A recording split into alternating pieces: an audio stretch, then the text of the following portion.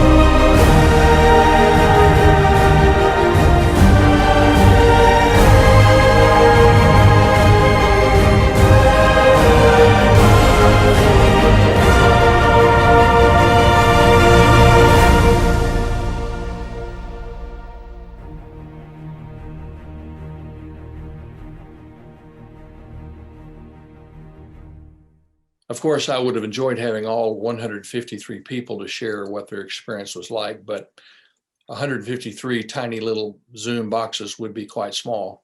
So instead, I've asked you to represent them in sharing what your time was like. And I know some of you attended the retreat as individuals, some of you came as couples, and some of you did both. And a lot of people come to the Rocky Mountains for vacation, and perhaps even you came. But this retreat was not really vacation. And the couples retreats, they were not really marriage retreats. You came after spending a year of your time, some of you more than a year, reading and discussing and thinking about your own inner life, your own relationship with God. And I wanted to start just by asking you why you agreed to make this trip. Why did you decide to take the trip for the retreat? We'll just go around the circle here. Steve, why did you decide that? Oh, I certainly felt that it was an opportunity that God presented, without a doubt. Okay. So it came at a time when you needed it and you think God brought it to you. Okay. Sure. You know, his timing's perfect. So Okay. it was without a doubt a blessing. Okay. All right. Kirk, Sonal, why did y'all make the retreat? Kirk's probably going to say it was an opportunity to get away from our kids. But no, I looked forward to the challenge of being quiet and spending my own time with the Lord. And I know Kirk does a much better job of that in our household, disconnecting. And so I was up for the challenge to see how well I would do.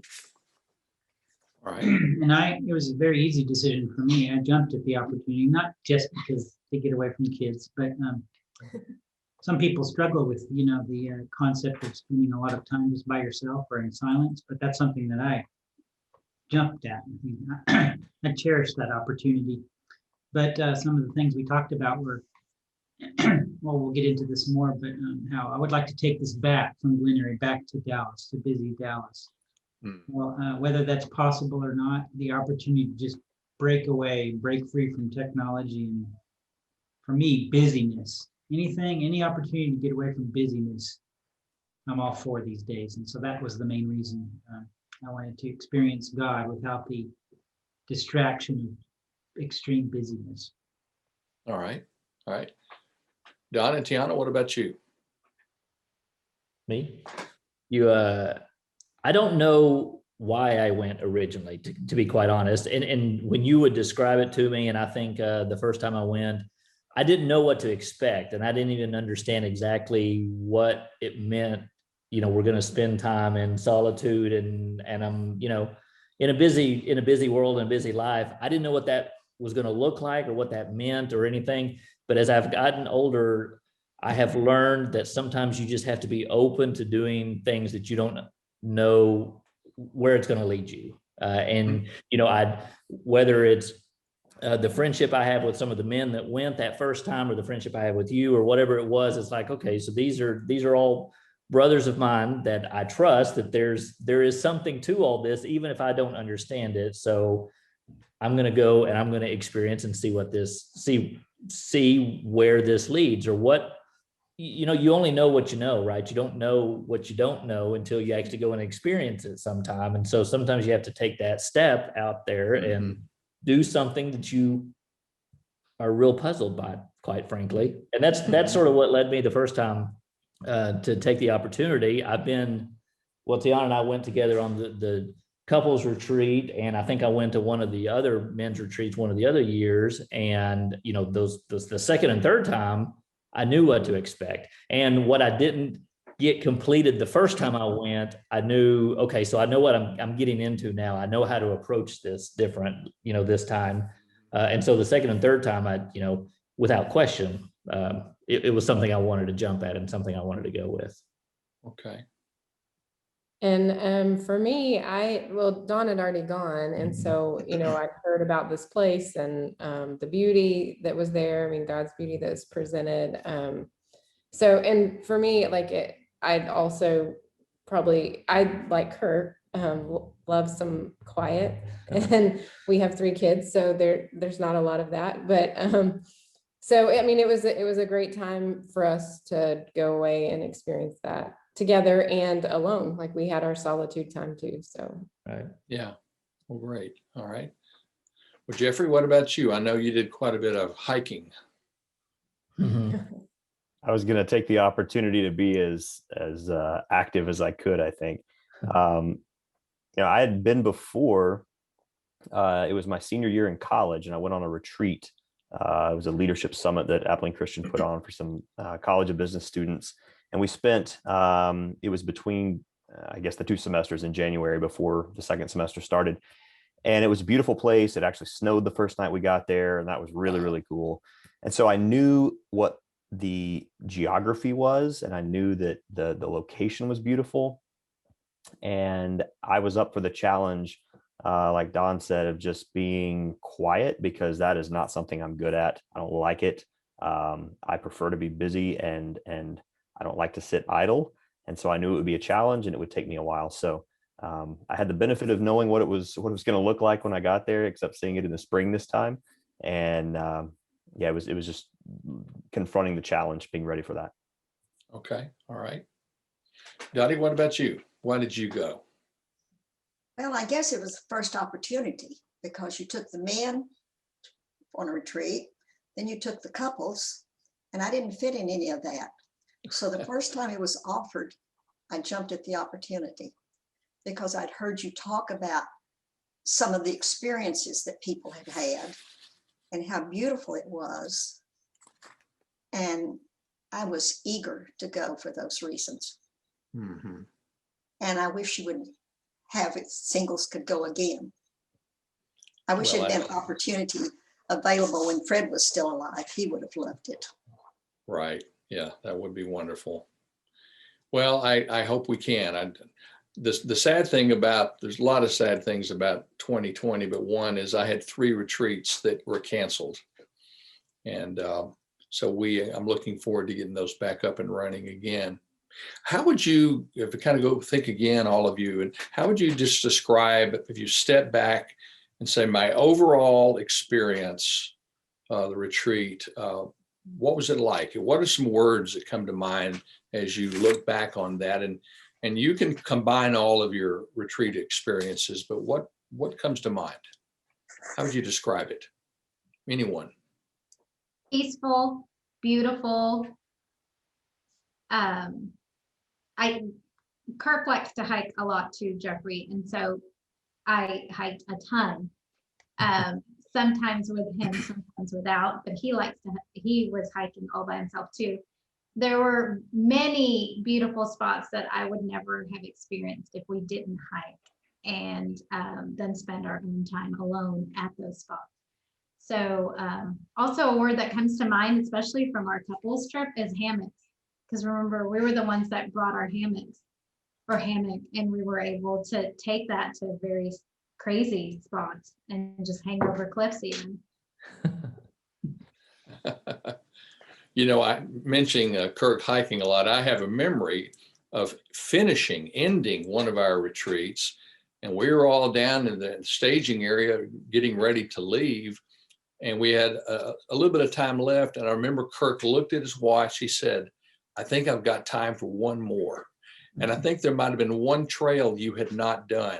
And you literally took off running and came back a little while later, a little winded, and you had got in one more hike. So I don't know if you remember that, but I certainly do. Well, someone else, what was the overall experience like for you? It was a great reconnection to, like I said, to go back. I guess it was probably 10 years apart from when I went the first time. And the hiking was fantastic. I made a point to get up before the sun every day.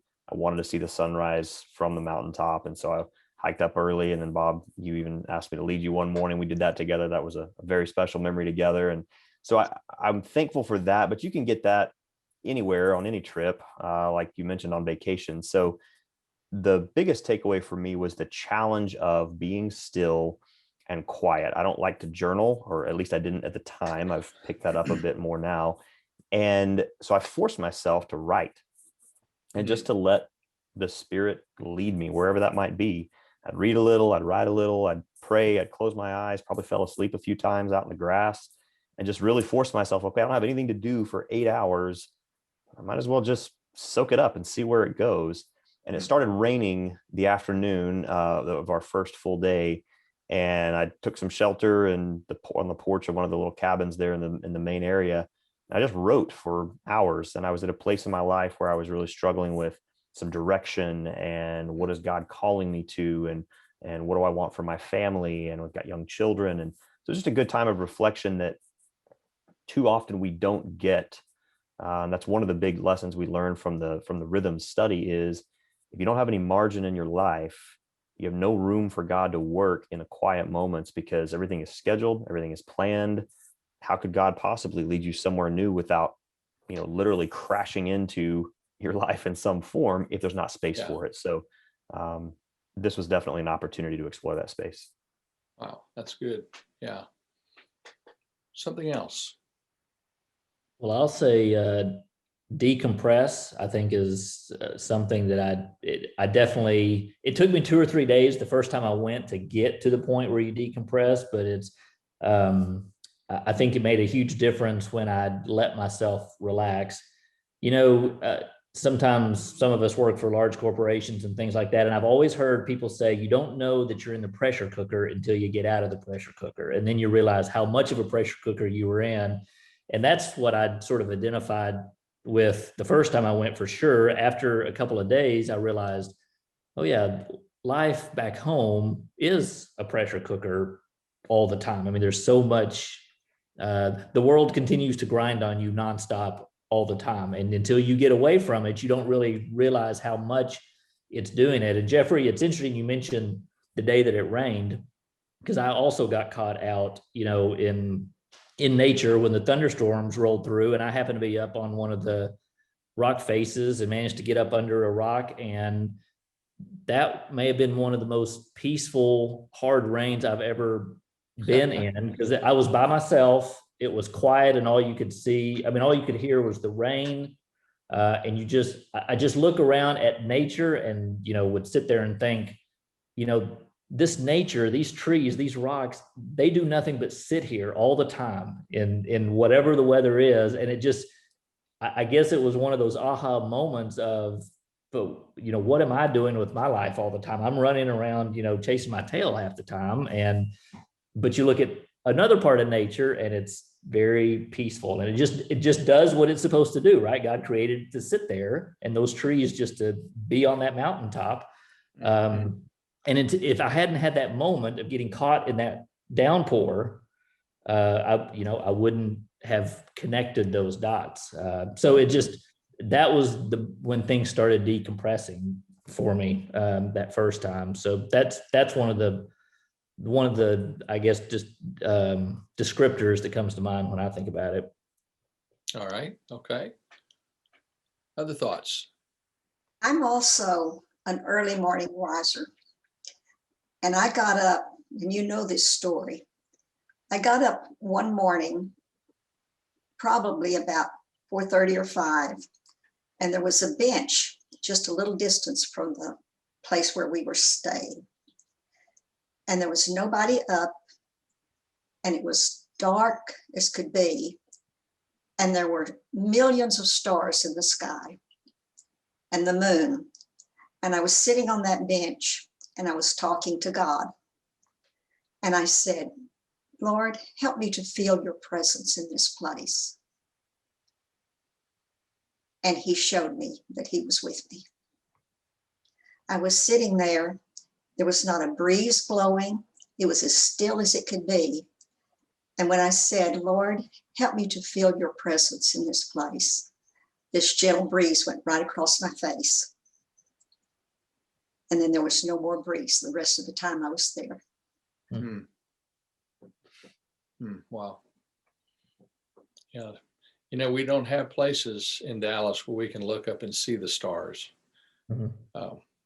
And just to get to a place where we can see what is always there. And it's just a wonderful time to do that.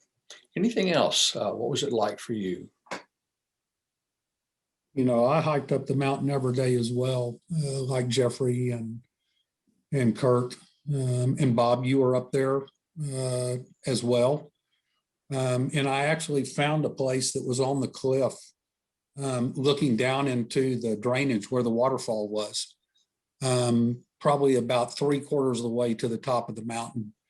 That had a rock slab right on the ledge. That's sitting on that actually sat out over the edge of the cliff there.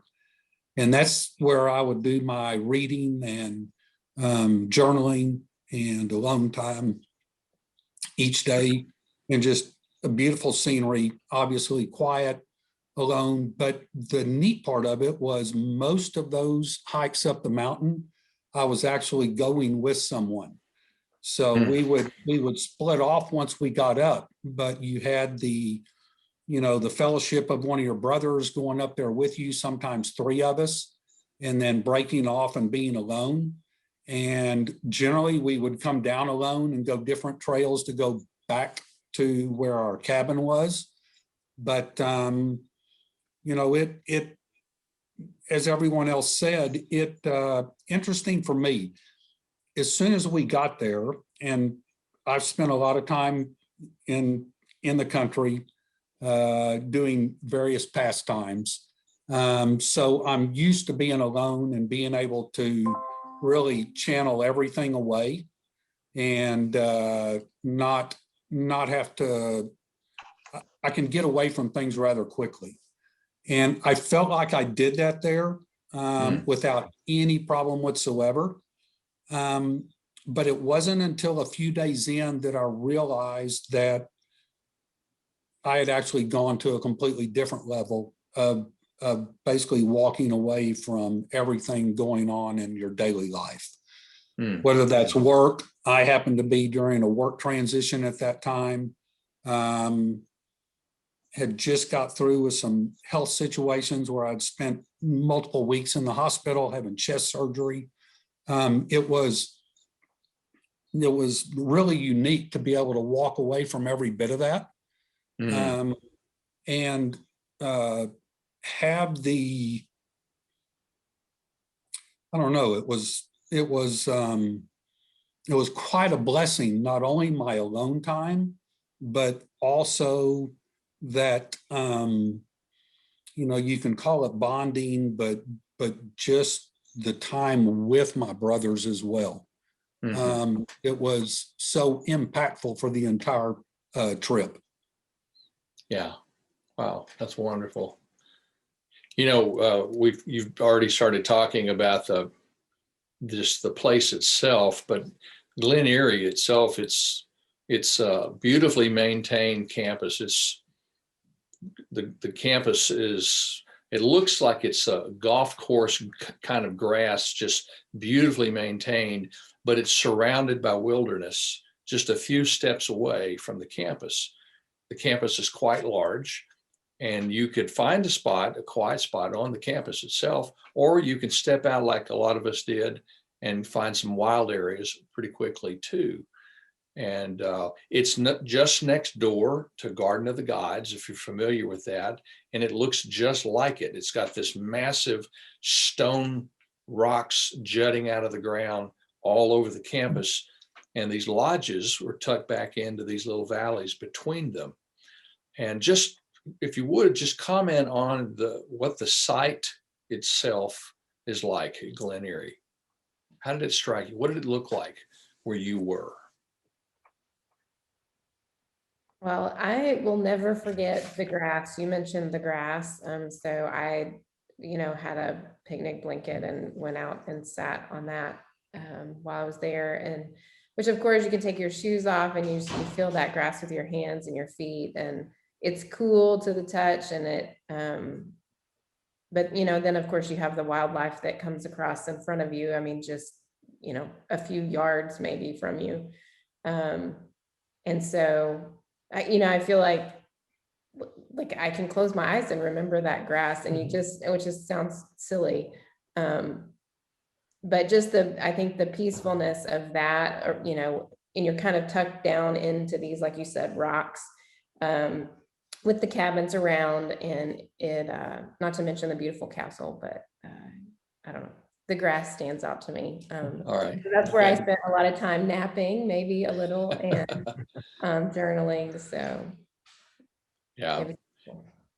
I You think know, the you remind me of there's a chapter in one of the books on spiritual formation that we all looked at together, and there's a section on Sabbath and on rest, how important it is. And the writer ends that chapter. He says, so maybe the most spiritual thing you can do right now is to close this book and go take a nap. And so I know some of y'all did a little bit of resting, physical resting, and that was great. Yeah. Someone else, what was your reaction to the site itself? I think it's so peaceful that there's no traffic and there's no tall buildings. It's just God's beauty. Yeah. And there wasn't a lot of noise.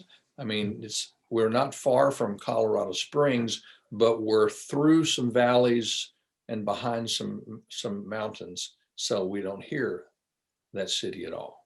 Yeah. Quiet is a great word, because I do remember how quiet was. And I remember those deer spilling up in the middle, right outside the castle and by the cabins. Definitely the grass. It's funny that Tiana mentioned that, because I can even see those blades of, like the little spiky blades of grass, just beautiful. We took naps. I mean, I remember taking a nap on it for sure. I know this is silly, but I think I forgot my tennis shoes. And at the end, I wanted to run. And so I did. I ran a 5K without my shoes on because the grass was so beautiful. And I distinctly remember that day was very clear. So the greenness of the grass and the blueness of the sky and the contrast. And then one of the landscapes of the mountains just penetrating up, or the rock formations penetrating up. I just remember that being so beautiful, orange, brown. Yeah. Yeah. Yeah, you can, I like that there's such a variety there. So people have talked about, young and old have visited there, some that people don't like to do rigorous hikes and that sort of thing. But it can actually get quite hot there, in that area, and dry. But you could stay down in the grass that they keep talking about, which I also very much admired the grass and enjoyed the grass. There's the rose garden. You could sit and enjoy your time in the rose garden. You could walk, towards the Garden of the Gods, and it was more of an arid feel. But I remember one particular time walking up as high as you can, basically the highest point you can go, way up high in the wildlife sheep preserve area, and it started spitting snow one evening. But then I also remember being down at the Garden of the Gods area where it was desert dry and hot. So if you're wanting to experience the beauty that God has created, there's just a huge variety for young and old, and spry and not so spry. And that's what I really like about it. It's insulated. We talked about the quiet. I think it's because these tall jutting cliffs, and they sort of compartmentalize the spaces. And so you can go up one canyon. In fact, I think the trails were called canyons and so forth, something canyon. And you couldn't hear a thing. And then you just go around a precipice or a peak, and all of a sudden it opens up into this wonderful view, and you can see people down far below in the castle grounds or something like that, congregating and having a good time out on the deck there. But I just love the variety and listening to God's creation and stuff like that. Yeah. Well, Go ahead, Don. I was gonna dovetail on what Kirk was saying about the variety. I think there's 2 or 3 things that I don't think have been mentioned yet. There's a stream that runs right next to the castle. And I think at least one of the times I was there, it was actually running, and it just has that peaceful stream sound that sometimes that's all you would hear. So that, I thought that was great. At night, you have the big, huge red rock faces, but if it was a clear night, and at least one of the times there was pretty much a full moon while I was there. And, it's like it is in the country. It's just there is a new type of darkness that we are not familiar with in the city that you get to experience there. And you could see those rock faces up into the sky just in the moonlight. And that had its own different type of beauty that was different than what you saw during the day.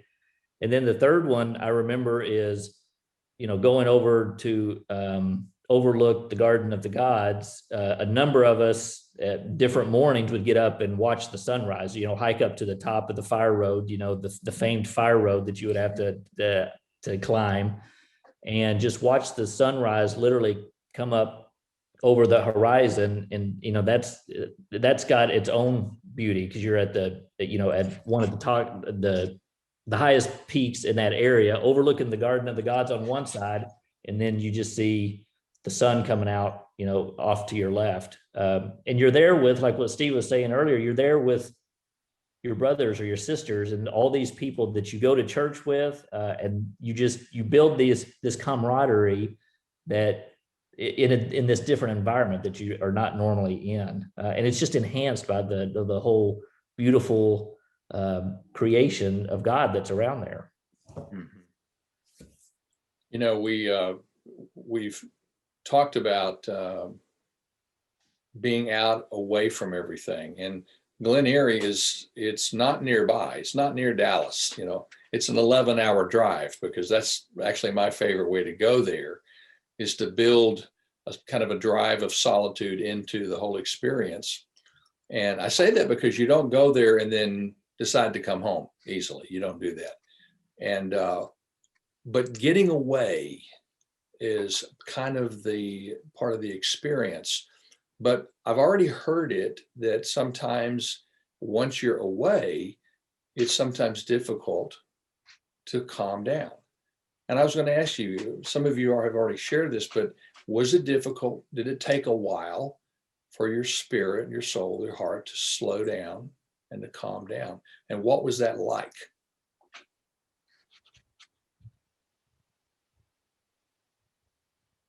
Well, I'll confess right off the bat I had a huge problem with that the first time. Okay. Because I didn't know what to do, right? I didn't know what to expect. And so you fill your time with what you're used to filling your time with. And so it took me that first trip for sure. I'm sure it took 2 full days. And I believe I remember mentioning there at the very end of the first retreat, like basically the day we're leaving, it's like, okay, well, now I'm ready for this, because now I finally have decompressed enough and got everything, I figured out what we're doing, and now I'm ready to go. But now, now it's time to go back to the madness. So it does take a while, or let me put it this way. I guess it's just a learning experience, right? It's a learning experience, right? How you walk through doing something different than you normally do. And I think that cut you off. Yeah. No, that's okay. Okay. I was just going to say it, expecting the place, it didn't take me long necessarily to enjoy being there, but then getting my heart and my head focused on God, and really trying to, and I don't want to say tap into that, that's probably not the best phrase, but really just trying to get aligned. Like I hear at the time I wasn't working, I was home with kids, and just trying to get my mind wrapped around like, what am I doing? Like, and I'm like, I used to journal all the time. I used to kind of use those tools, but it had been a while for me. And so it took me a little bit, probably, it did not take me 3 days, but it did take some focus and trying to figure out like, okay, well, I need to let go and I need to really, dig deep here. So. I remember one of the brothers, it was Charles Forrester, actually. One of the things we do is we spend our time together in our morning meal, and then we have time alone in the middle of the day. Then we eat our evening meal, and then we get together and talk about our day. What was the day like? And the first night, Charles told us all, he said, I came here wanting to journal. And he said, and I spent some time, I found a nice quiet spot alone, and I had my journal ready. and nothing happened. And he said it was, quite frustrating. And he said, but it was a great experience. I thoroughly enjoyed being there. And he said, but it just didn't happen like I thought it was. Well, the next day went through our day, we had our evening session, and he said, it wouldn't stop. I couldn't stop writing. It just was gushing out of me the second day. And so some switch had flipped in his heart and his mind, and it might have been this process of calming down. And it sounds like you're describing things that you've learned about yourself, and maybe some obstacles that you had to overcome. Anything else that you learned about yourself, or something that you experienced, a lesson that you learned? Something that you need, that you want to bring back? Any thoughts? Definitely struggled with slowing down, even as I confessed earlier that I had to run, because I just thought it was, I don't know, slowing down on my terms. And so I don't know, I find, as Kirk mentioned, he does not struggle with slowing down and enjoying quiet time. I do. And then I thought, even in that beautiful quiet place where all you can do is slow down, I found myself slowing down on my terms. And so I did take a nap, but I feel like, but maybe that was God saying, okay, if you're not going to slow down, I'm just going to make you go to sleep or something. Okay. All right. It's so challenging. So I didn't master it. So like Dawn, I probably need to revisit and just make sure that I mastered it the same time. Okay. All right. I don't have a problem slowing down, because now that I live alone, I have a lot of time. But the thing that I did learn is what I do with that time. I find myself, I have read several books by Tozer, which we've studied different little snippets in the, and Ken Geyer. I have found myself reading some other things that benefit me more than mysteries or novels that I read. And I still read novels too, some, but not nearly like I used to. I find myself spending my time better. I'm content to sit on the patio and just watch the breeze or the squirrels, and ponder nature as I see it around me, rather than busy with insignificant things. Yeah. One thing we did there, we if we drove, then we parked. If we flew there, then we rented something from the airport, and then we parked. And we didn't drive around. We walked everywhere we went. And you can't walk as fast as you can drive. And in Dallas, we're used to seeing the scenery go by at about 70 miles an hour. And we don't see it. But there's something about just spending 2 or 3 days walking everywhere we go. And it was such an enjoyable thing to walk down as a group to where we took our meals together at the castle, and walking back up. And then some of us took hikes together. And so it wasn't just time alone. There was some really good time in community as well. And one really special time was at the end of the day. The group would meet together and they would share what their day was like. That was my favorite part of the whole time, is not just my time by myself. I enjoyed that thoroughly, but I enjoy sitting and listening to all of you and all the people who had made the trip talk about what God had done with them.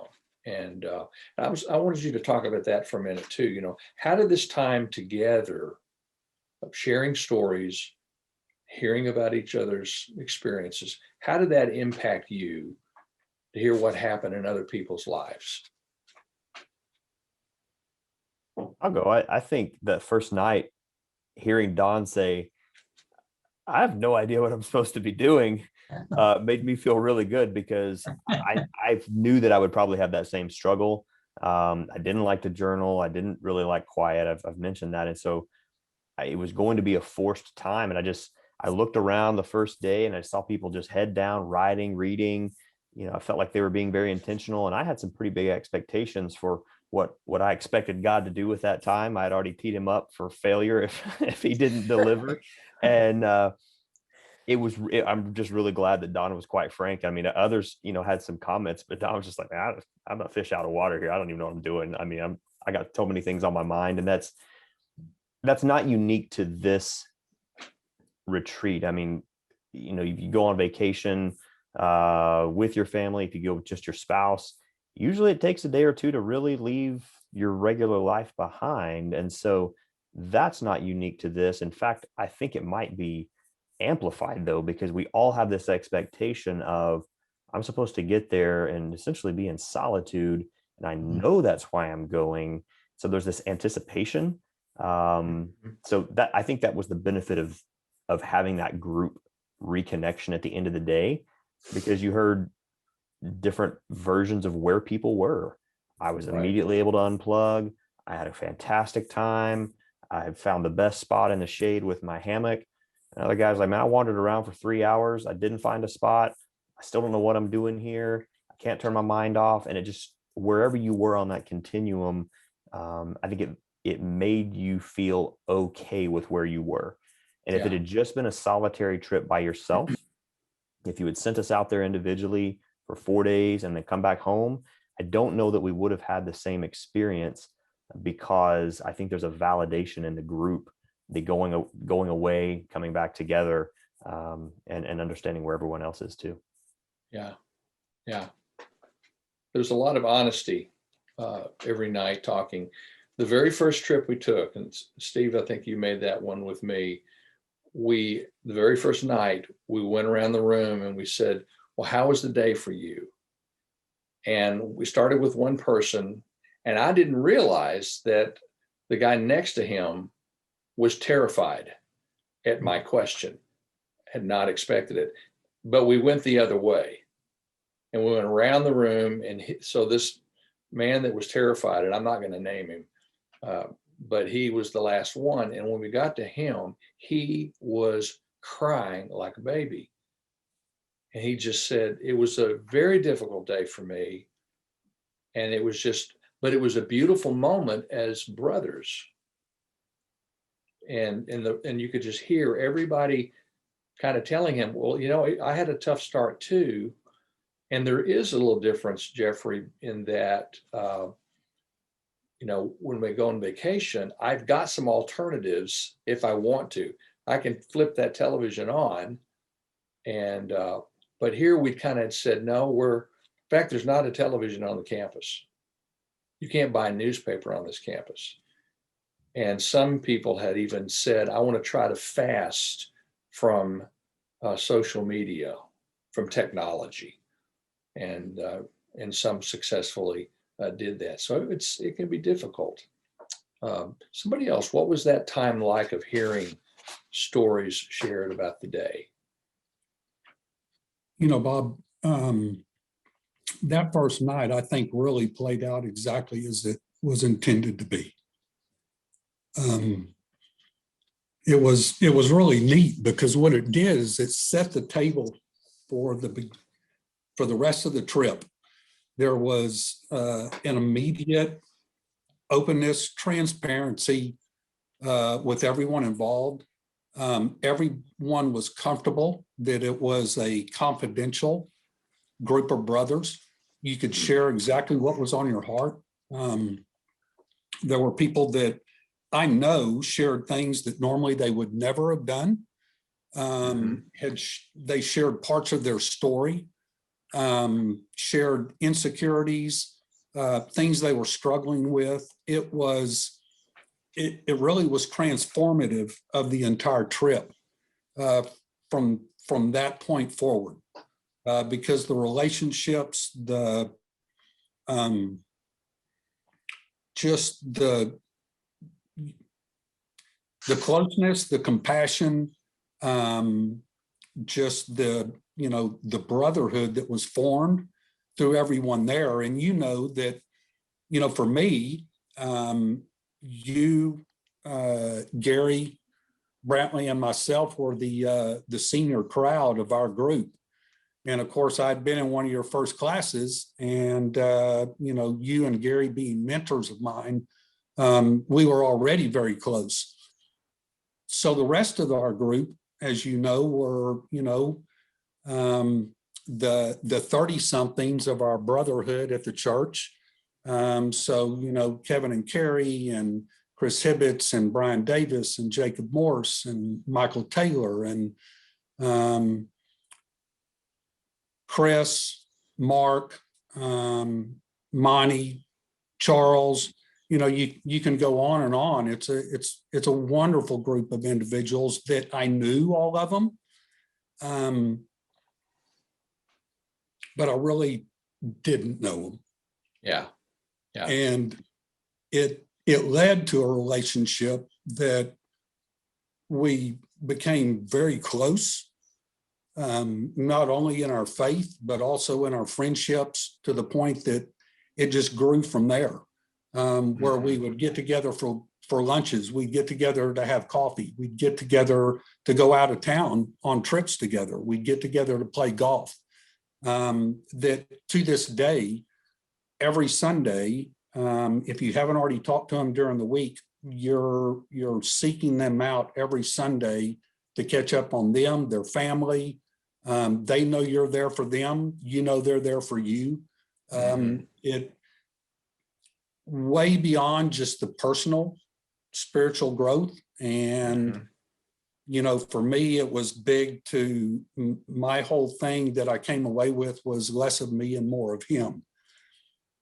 And that kind of carries over to what Don was talking about. It doesn't just mean in my spiritual walk or in myself, but less of me and more of him in everything in my life, whether that's the amount of time I put into my work, the other distractions that take me away from that.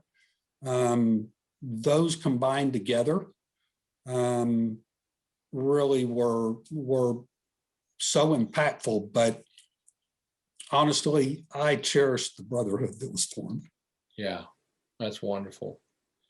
Well, that brings me to kind of a final question I wanted to ask everybody, and you've kind of taken us there, Steve, already, is looking back, what would you say this was the favorite part of the retreat for me, or maybe the most helpful part for me?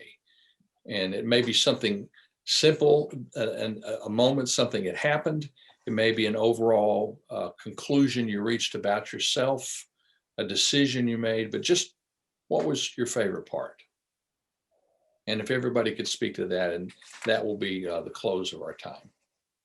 My favorite part's going to be funny, and I think it's probably one of Kirk's favorite parts, was the blueberry muffins with the bigger granules of sugar on top. That's probably one of, because we kind of compare a lot of muffins to those. The Glen Eyrie blueberry muffins. Steve said more of God and less of him. Donald says Food. blueberry muffins. Where her priorities are. Yeah. I told you guys to go back and learn. Well, we haven't even said anything about the food, but it was amazing. The meals were prepared for us, and they were amazing there. Yeah. Well, someone else, what was your favorite part? I think the camaraderie was wonderful. But the thing that I brought back with me that has helped me even today is spending time with God. Not asking him for anything or thanking him for anything, but just being there silent and quiet with him and meditating on his power and what he has done through my life and working in my life, and the peace that he's given me when times have been very difficult. And the peace that he gives me, I find myself more tolerant of others, try to understand them better. when things are said, don't let it hurt you. Try to figure out if there's a problem with, if there's something hurting them. Just being with God and trying to grow to be more like He wants me to be. I'm not there yet, but at least I'm walking that way. That's great. Yeah. That resonates with me too, Dottie. Talking about just spending time with God and not having necessarily an agenda. Like, for instance, when I pray, I feel like I'm in a, I have to pray. I have to either be thanking God for something or asking God to help with something and nothing more. That's all it is. That's my relationship with God, is asking Him to help me with something, asking or thanking Him for being, a good God. But what about just spending time alone with God, not really having an agenda? And that's something that I focused on while I was there. And that speaks to me what you said, and just, reading passages about God or spiritual formation, literature and that sort of thing. And, I have no agenda. I'm going to read this passage and sit here in the quiet, pause after a few paragraphs, look up at the sky, look at a boulder, like Don said. Just having that time to just spend there and feel God in your presence, rather than, okay, I'm going to take time here in Dallas to say a prayer that God will help me with my troubles today. That was something completely different there. And that was my biggest takeaway, is just spending time alone with God with really no agenda. And I cherished it. And I always thought, both times I went, I'm going to try and take this back and do this in Dallas. Well, I've more or less failed miserably at that, but it doesn't mean that I don't want to do that. And the lessons that I tried to learn there, I can still strive to do that, to experience God in things in everyday life here in Dallas. I think it's necessary to rejuvenate, and for Bob to invite us all back again and again to do that. But how great would it be to have that kind of feeling of just sitting there in the quiet on on top of a cliff, to be able to do that, or something like that here. So yeah. Well, Don and Tiana, what about you? What your favorite part? So Jeffrey sort of beat me to my punchline a while ago about, I really did sit in there, originally, and I listened to everybody go around the room and talk about all this great stuff. And I'm like, who didn't give me the memo of how this is supposed to work? And, and that's actually one of my big takeaways from this, is I learned from listening to these other men and women that were at all these different stages of this discipline walk, how to do some of that, or how to think about some of those things. And I'll take it one step further. When we were on the couples retreat, so the Klein couple, Johnny and Lindsay, were with us, and it dawned on me the last night we were there, so many of us had talked about we're trying to figure out how to make more room for God, and we're trying to to make life calm down and to be more quiet. Well, Johnny and Lindsay, because of Johnny's health problems over the last number of years, they had already gone down that path, because they had already determined what was really important in this life, because they thought life was about to be over for Johnny. And so they had already taken some of those steps, and we got to listen to them talk about some of their concerns and how they are basically pushing the rest of life to the sides, because they do know what's important. And if we had not been in that group together with them, we would not have heard their experience and would not have learned from them, someone who is already walking down that path, for basically forced down that path, right? Because of things that happened in life. And so whether it's listening to the Klein's talk in the couples group, or listening to Jeffrey and all the other guys who knew what was going, had it all together in the men's group, you just learn from hearing all that. And Kirk's right. You try to bring a lot of that back, and you don't consistently do it, and you fail at doing it this, but at least now you know what the example is, and I know something to strive for and something to try to accomplish in that. And if you don't, I would tell anybody who is listening to this or thinking about going on one of these retreats in the same place I was, where it's like, I don't know what I'm getting into. Well, you just need to have faith that you will learn something through this, even if it takes you 3 days to get there, you will learn something through this journey, and just be open to learning through it all. Yeah. All right, Kiana. Well, for me, I think the biggest takeaway, and some of this has to do with those conversations I think that we had, is we've now had 2 years of a small group that formed out of that couples retreat. And to me, I mean, that it's been one of the biggest blessings out of that group was, I mean, we all knew each other. I mean, we all kind of knew who each other were, but we really didn't have those bonds or friendships as closely maybe. But of course, now 2 years later, we know a lot more about each other, and that brother and sister, bond in Christ is much deeper. So that would be my favorite part that we took away from the group. Yeah. And Tiana brings up a good point. Our small group is pretty special, and to have thought to go through this pandemic for an entire year, that was a consistency. Every Sunday night, no matter what, we were still getting together. And that was a beautiful result of that retreat. Yeah. Jeffrey, what about you? Your favorite part as you look back?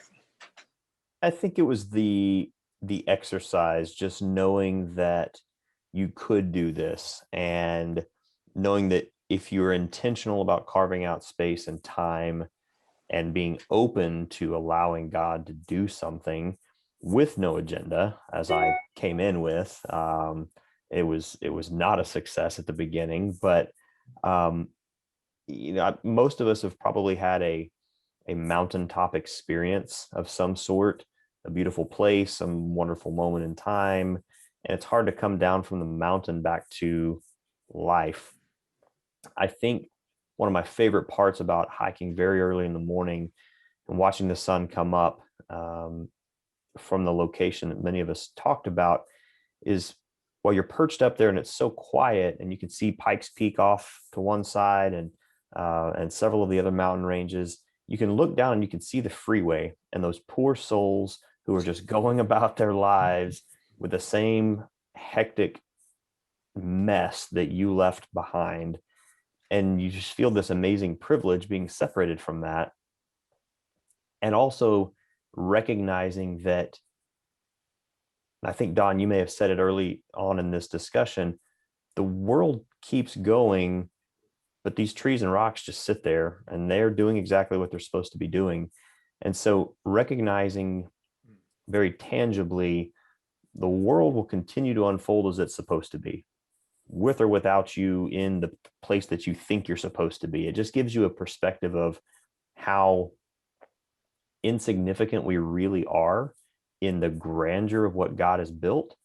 And yet he picked each one of us, and Jesus died for each one of us. So that contrast between something so big and awe-inspiring, separating from the craziness of our life, to the fact that God is actively working in each of our hearts while we're there, is really quite something to behold. And so whether you've had this mountaintop experience or not, Glen Eyrie is fantastic because the setting is so unique, and you do get this wonderful grass transitioning to rock formations, all in a very compact space that feels like an amphitheater sometimes, and yet you're still amongst massive mountains. It's really ideal, but not everyone is going to be able to go there. And I think maybe one takeaway is that you don't have to go to Glen Eyrie to get this kind of experience. Right. You can get something very similar to this if you're intentional with spending time with the Lord, probably early and quiet, and just leave the space open. Don't go with any agenda. Don't take your phone. Don't take your, just exist. And I think we see that modeled by Jesus himself when we're told he got up very early while it was still dark and he withdrew to a solitary place. He had to reconnect and recharge. That is not something we're good at. We're looking, how can we fill every spare moment on our calendars. Right. Well, that's a wonderful kind of closing thought, Jeffrey. And I want to thank all of you, Dottie and Steve and Jeffrey, Sonal and Kirk, Tiana and Don. Thank you for helping. I think you represented well the 150 plus folks who have made this kind of journey. And these retreats are an important part of our ministry here. And I hope that you will be able to communicate individually to people who will watch this and probably want to sit down with you or stop you in a hallway or in the foyer and say, you said something. I want to talk a little bit more about that. But thank you. And I hope you have a wonderful evening. Thank you. Thank you. Thanks. Thanks, Bob.